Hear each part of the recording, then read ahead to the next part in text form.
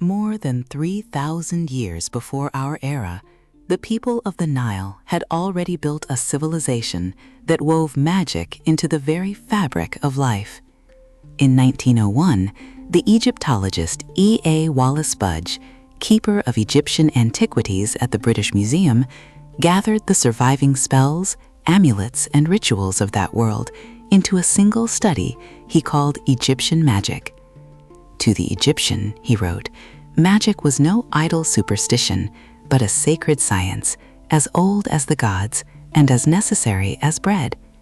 It was the force they called Heka, by which the world had been made and by which it could be ruled.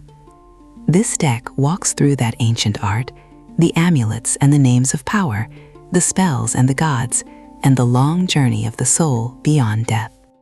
To understand ancient Egypt, Budge argues, we must set aside the modern contempt buried in the word magic. The Egyptians drew no sharp line between religion and magic. Both flowed from a single power they called Heka. Heka was the energy the Creator used to bring the universe into being, a force older than the gods and shared by them. With it, the gods upheld the order of the cosmos, and with it, priests and physicians could heal the sick, guide the dead, and even compel the gods themselves. Magic was therefore not the enemy of faith, but its working hand. To speak the right word, wear the right amulet, and know the right name was to lay hold of the hidden machinery of creation. This is the worldview the papyri preserve, a universe saturated with unseen power, waiting to be moved by those who knew its secrets. Budge begins by showing how ancient, how universal, and how respectable the magical arts of Egypt truly were, older than the pyramids themselves, and who the priests and physicians were that practiced them in the service of gods and men. The Egyptian word for magic was Heka, and it named not trickery, but a real and sacred power that ran through all things. According to one tradition, Heka was the very first work of creation, a force the maker god brought forth before the other gods, so that even the deities wielded it rather than owned it. With Heka, the sun rose, the Nile flooded, and the dead were raised. Because this power was woven into the order of the world, the Egyptians saw no contradiction between worshiping a god and working a spell. Prayer and incantation were two faces of one art. Budge stresses that these beliefs were already immensely old when the pyramid texts were carved more than 4,000 years ago. Magic in Egypt was not a late corruption of religion, but lay at its very root, as ancient as the people and as serious as life and death. Budge draws an important distinction within Egyptian magic. The greater part of it, he argues, was lawful and protective.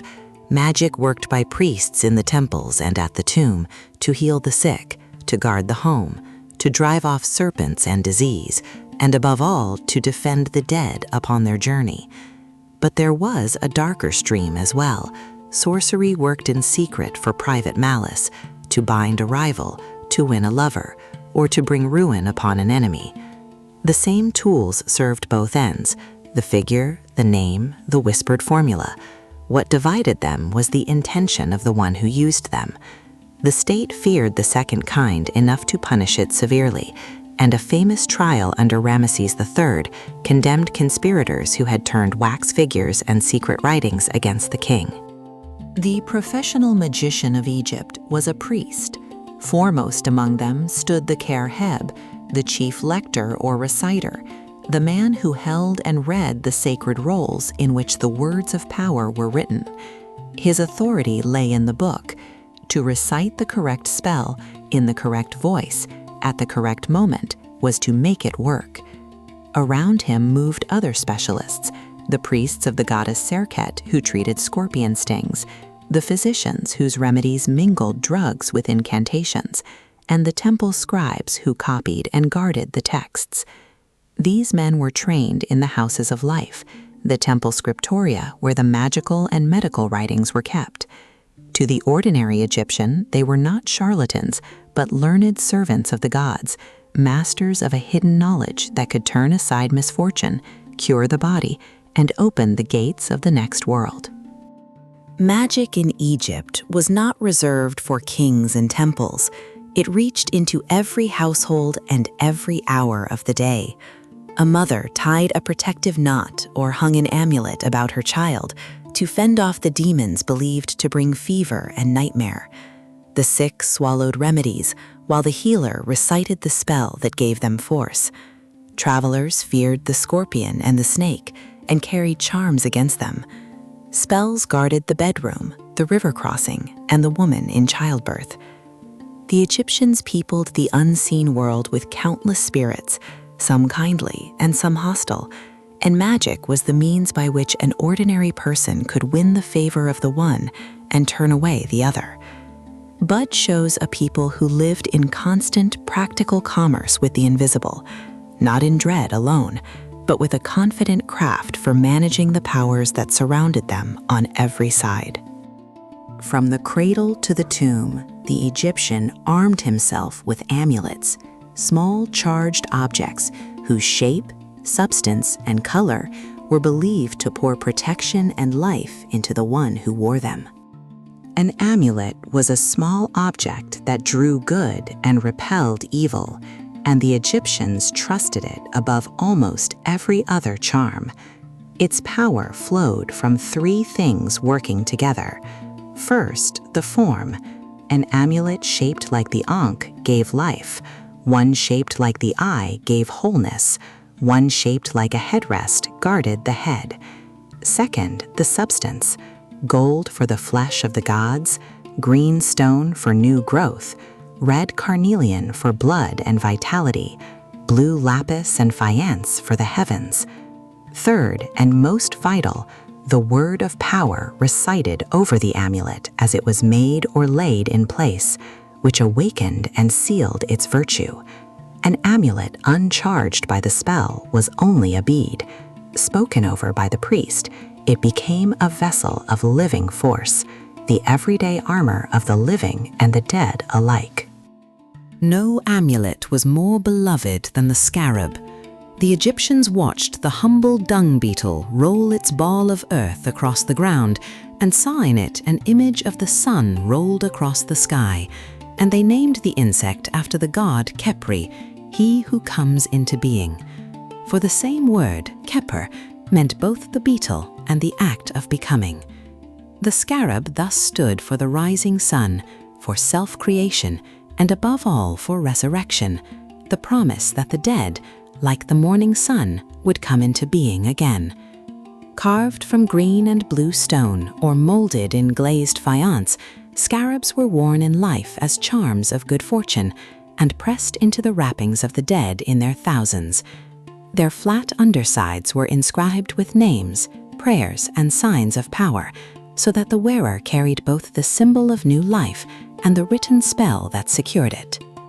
One scarab carried a graver duty than all the rest, the great heart scarab, laid over the breast of the mummy in the place of the heart. The Egyptians believed the heart, not the brain, was the seat of thought, memory, and conscience, and that at the judgment it would be weighed against truth. They feared that the heart might, under that dread questioning, betray its owner by confessing his sins. So upon the base of the heart scarab, the priests inscribed a spell, the 30th chapter of the Book of the Dead, addressed to the heart itself. O my heart, which I had from my mother, do not stand up as a witness against me. Do not oppose me before the judges. The Scarab of Rebirth was thus set to steady and silence the heart in the hour of trial. Few objects show more clearly how amulet, spell, and the hope of eternal life were bound together in one charm. The most famous of all Egyptian signs is the ankh, the looped cross that means simply life. In the temple reliefs, gods hold the ankh by its loop and extend it to the nostrils of the king, breathing eternal life into him. Processions of deities carry it as naturally as a man carries his staff. As an amulet, the ankh promised the living health and long days and offered the dead the renewed life they sought beyond the tomb. Its origin is debated, some seeing in it a sandal strap, others a knot, others the union of two principles, but its meaning was never in doubt. To wear the ankh was to wrap oneself in the very word for life. Fashioned in gold, in blue faience, and carved on 1,000 walls, it became the universal Egyptian shorthand for the gift the whole of their magic was designed to win: life that does not end. The wedjat, the sound or whole eye, was among the most powerful protective amulets of Egypt, and behind it lay a great myth. In the long struggle between Horus and his uncle Set for the throne of the murdered Osiris, Set tore out the Eye of Horus and rent it to pieces. The god Thoth, master of magic, found the fragments and made the eye whole again, and the restored eye became a symbol of everything healed, completed, and made sound. To wear the wedjat was to claim that wholeness for oneself, health restored to the sick, protection for the living, and integrity for the body of the dead. Offerings made to the gods and to the dead were themselves called the Eye of Horus, the very emblem of a wrong set right. Painted on coffins, molded as amulets, and set on the prows of boats, the eye watched over Egypt as the sign that what is broken can be made whole. 2 more amulets bound the wearer to the gods of resurrection. The Djed pillar, a column with 4 crossbars, was understood as the backbone of Osiris, the slain and risen lord of the dead, and so it stood for stability, endurance, and the strength to rise again. The ceremony of raising the Djed enacted the god's triumph over death. Set beside it was the Tiet, the knot or buckle of Isis, often cut from red jasper or carnelian and called the blood of Isis. Its spell, the 156th chapter of the Book of the Dead, asked that the blood of Isis, the magic power of Isis, be a protection for the one who wore it. Together, the Djed of Osiris and the Tiet of Isis were laid upon the mummy, the husband and the wife, the backbone and the blood, joining the dead to the divine pair whose love had conquered death itself. Beside the amulet stood the magical figure. By making an image and acting upon it, the magician believed he could reach across distance, to heal, to serve the dead, or to strike down an enemy. Egyptian magic rested on a principle scholars call sympathetic magic, that an image and the thing it represents are secretly joined, so that whatever is done to the image befalls the original. A figure of wax, clay, or wood, made in the likeness of a person, a beast, or a god, became a handle by which the magician could reach the reality itself. The figure was given power by naming it, for the name fixed the link, and by reciting the proper spell over it. Modeled with care, the image could heal, protect, or bless.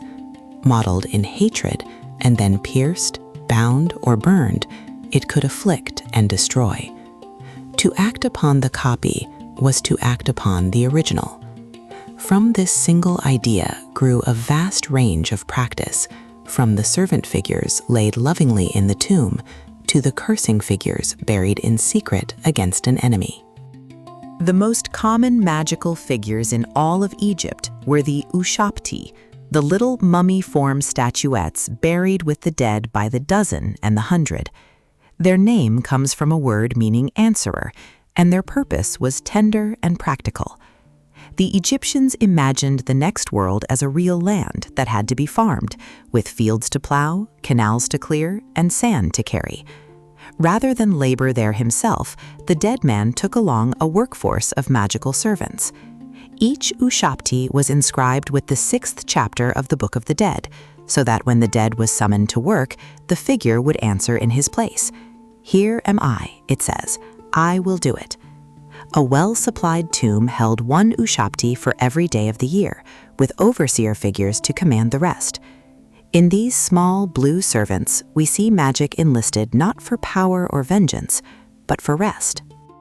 The same craft that filled the tomb with servants could be turned to swift and startling ends, and the Egyptians loved to tell of it. In the tales of the Westcar Papyrus, set at the court of King Khufu, a wronged priest named Weba Owner molds a small crocodile of wax and speaks a word of power over it.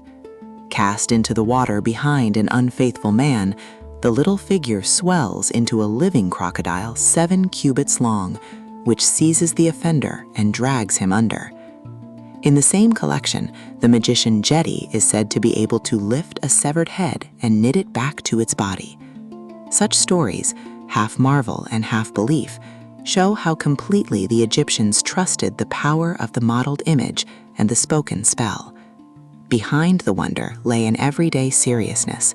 Figures of wax and clay were genuinely made, named, and used for protection and in secret for harm. The grandest use of magical figures was cosmic.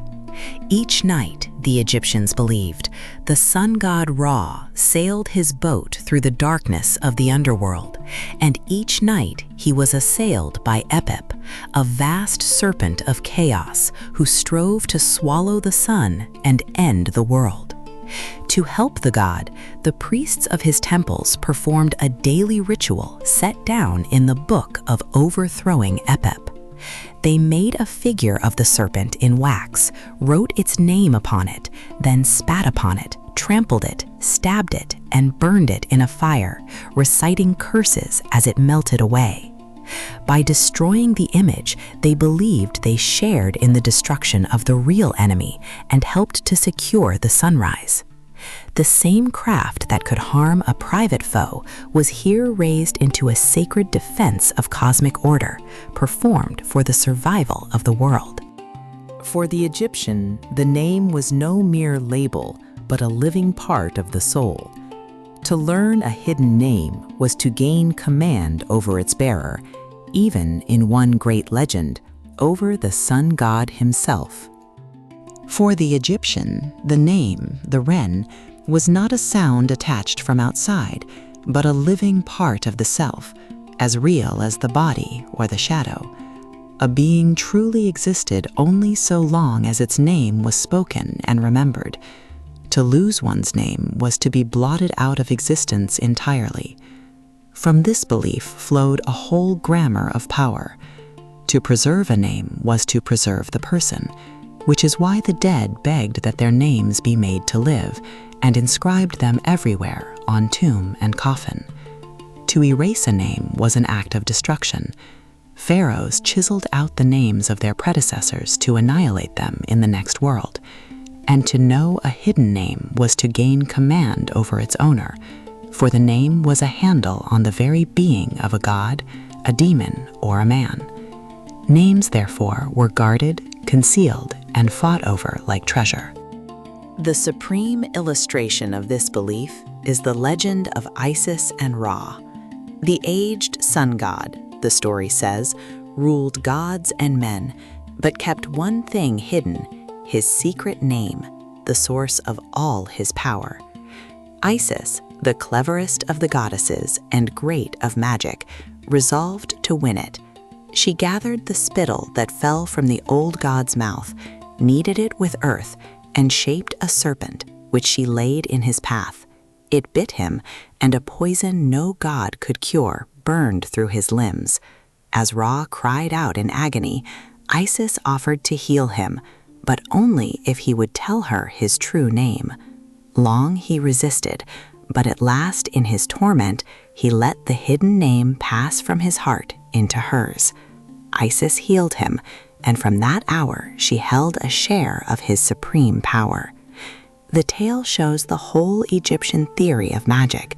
To possess the name is to possess the god. Because names held such power, the Egyptians treated them with both reverence and caution. The names of kings were drawn inside the cartouche, an oval loop of rope that encircled and protected the royal name like a magic ring. The true names of the great gods were often kept secret or veiled behind epithets, for a name freely known was a name that could be used. The magician's art turned on this knowledge. By reciting the long lists of divine names in his spells, he claimed acquaintance with the gods, and so a measure of authority to command the spirits beneath them. Conversely, to write an enemy's name on a pot or a figure and then smash or burn it was to attack the man himself.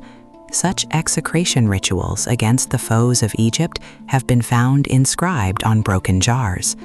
In every case, the principle held firm. To control the name was to control the thing it named. Magic worked above all through words and images, words of power spoken in the true voice, and pictures given life by the stele, gathered into the great funerary books that armed the dead for their journey. If the name was the key, the spell was the hand that turned it. The Egyptians called their spells Heka, words of power, and believed that rightly uttered, they could accomplish anything. Their force depended not only on the words, but on the manner of their saying. The exact wording, the proper voice, and the right moment all mattered, and a single error could rob a spell of its virtue. The one who spoke truly and effectively was called Ma Keru, true of voice, a title given both to the skilled magician and, above all, to the justified dead, whose every word now came to pass. The gods themselves were thought to have created by the word. To name a thing rightly was to call it into being. In learning the Heka, the magician believed he was handling the same creative speech by which the world had first been made. The greatest single collection of Egyptian words of power is the work we call the Book of the Dead, which the Egyptians themselves named the Book of Coming Forth by Day.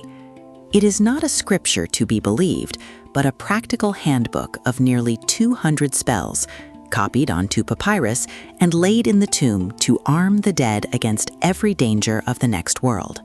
Its roots run deep. The oldest spells descend from the pyramid texts carved more than 4,000 years ago, passing through the coffin texts of the Middle Kingdom before being gathered onto papyrus rolls. With its chapters, the dead could breathe, eat, and drink, fend off serpents and demons, pass the guarded gates, and stand justified before the judges. In it, we possess the very script of the Egyptians' hope for eternal life. To the Egyptian, a picture was as potent as a word, for both could be charged with magic. A scene painted on a tomb wall, fields of grain and tables heaped with bread and beer, was not mere decoration, but a provision. Spoken over by the priest and named, the painted offering would become real food for the dead forever. A figure of a god, drawn and consecrated, could house the god's presence. The same belief made the vignettes of the Book of the Dead more than illustration. The picture of the dead man passing a gate helped to accomplish the very thing it showed. Yet the power could cut both ways. Dangerous creatures were sometimes drawn incomplete or pierced so they could not come alive to harm.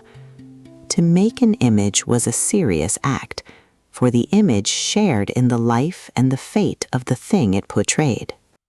Words and images were brought to life through ceremony. The Egyptian magician worked by strict rule. He purified himself with water and natron, clothed himself in clean linen, burned incense, and performed his rites at the appointed hour.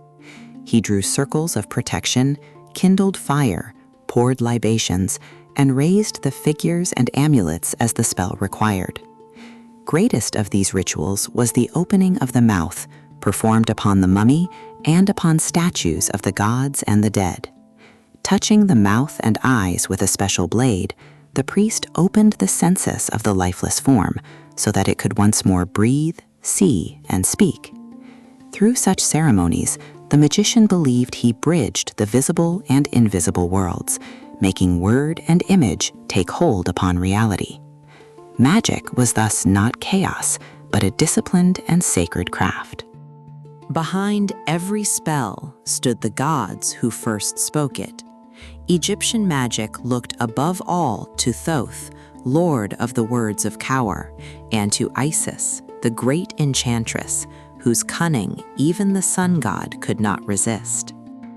Above all the gods of magic stood Thoth, whom the Egyptians pictured as an ibis-headed man or a baboon. He was the divine scribe, the keeper of records, the inventor of writing, and of the sacred signs they called the words of the god. Wisdom, learning, and the moon fell within his sphere, but his deepest title was Master of the Heka, the words of power themselves.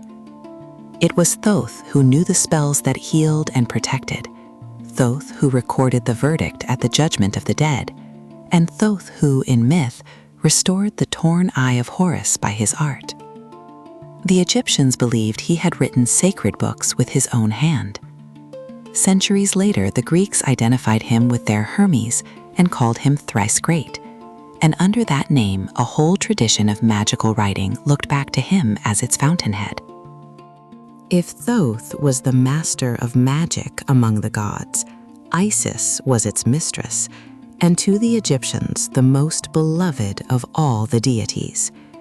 She bore the title Weret Hekau, Great of Magic, and her power was the power of cunning, love, and healing.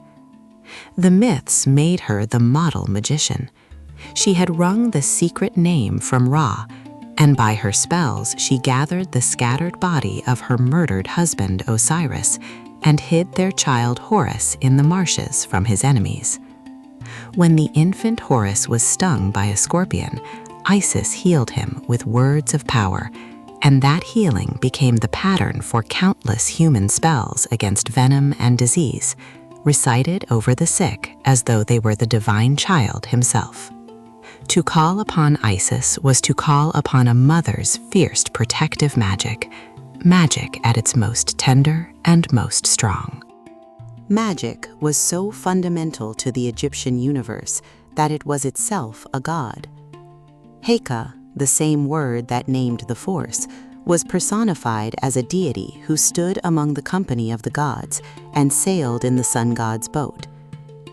He was said to have been present at the creation, the power by which the Maker shaped the world, and one text calls him the soul of the sun god. As a god, Heka was older and greater than any single spell. The magic worked by priests and physicians was a share in his being. This is the heart of the Egyptian vision. Magic was not a trick played against the order of nature, but a divine energy at the root of nature itself, as worthy of reverence as it was useful in the hand. To practice Heka was to take part, however humbly, in the same creative force that the gods had used to bring all things into being and that upheld them still. Egypt remembered its great human magicians in story as well as in life. The Westcar papyrus preserves a cycle of tales told to King Khufu of wonder workers at the courts of his ancestors, among them Jedi, an old man of 110 years who could rejoin a severed head, tame wild beasts with a word, and foretell things to come. Later ages told of Setna, a son of a pharaoh who sought a book of magic written by Thoth himself and learned its perils. Such figures were the heroes of a literature of marvels, but they reflected a real class of learned priests whose mastery of the sacred writings gave them awe-inspiring reputations. To the Egyptians and to the foreigners who came after them, Egypt was the homeland of magic above all lands, her priests the keepers of the deepest secrets. All the arts of Egyptian magic converged upon a single purpose: to carry the soul safely through the perils of death into everlasting life, past the demons of the Duat and the dread scales of judgment. All the magic of Egypt pointed at last toward death and what lay beyond it. The Egyptians believed that after death, the soul must travel through the Duat, the underworld, a vast and perilous region of caverns, gates, rivers, and lakes of fire. It was the same dark country through which the sun god passed each night, and like him, the dead had to make the crossing in order to be reborn with the dawn. But the way was thronged with dangers, guarded portals that would not open, monstrous serpents, demons armed with knives, and pits of flame.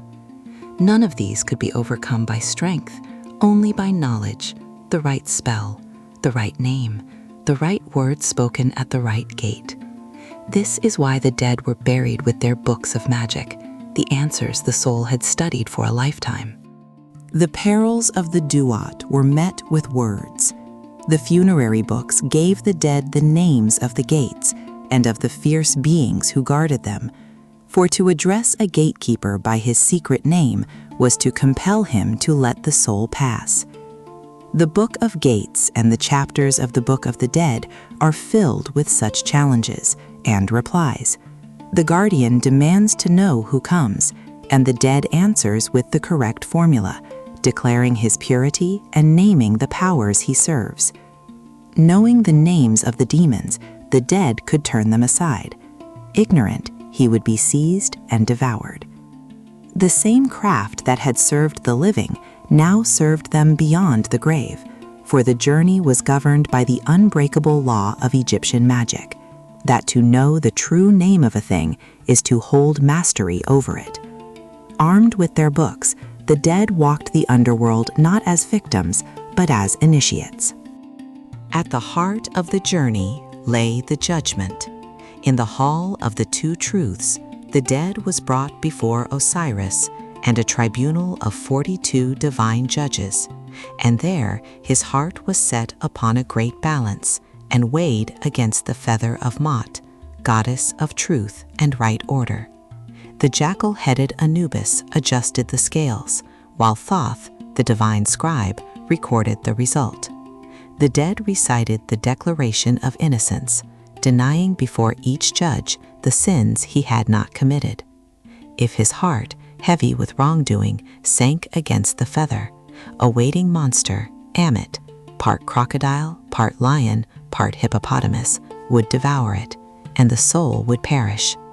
But if the heart balanced true, the dead was pronounced Makheru, justified, and admitted to the blessed fields, with eternity hanging on the balance. The protection of the dead began with the body itself. The mummy was wrapped in many layers of linen, and between those layers, the embalmer priests laid a panoply of amulets, each in its appointed place, and each charged with its own spell. The heart scarab lay over the breast, the Jed pillar at the spine, to give the dead the strength to stand, the Wedjat eye for wholeness, the Tiet of Isis for protection, and many more, so that the body became a fortress of magic. Over the finished mummy and its mask, the priests performed the opening of the mouth, restoring the senses of the dead. The jackal god Anubis, lord of embalming, presided over the whole work. Every bandage, amulet, and word was meant to keep the body intact and the name alive, for the Egyptians believed the spirit needed its preserved form as an anchor in the world, to which it hoped, day by day, to return. Egyptian magic did not die with the pharaohs. As Greeks and Romans settled along the Nile, the old craft passed into new hands and new languages, surviving in the Demotic and Greek magical papyri of the early centuries of our era, long rolls of spells in which Egyptian gods and words of power mingle with Greek, Jewish, and other names. The reputation of Egypt as the mother of all magic spread through the ancient world and never faded. Thoth, become Hermes thrice great, presided over a vast layer tradition of occult writing that claimed Egyptian descent. Budge's study gathers the evidence of a civilization that for more than 3,000 years met the mysteries of life and death not with despair, but with a confident and ordered art.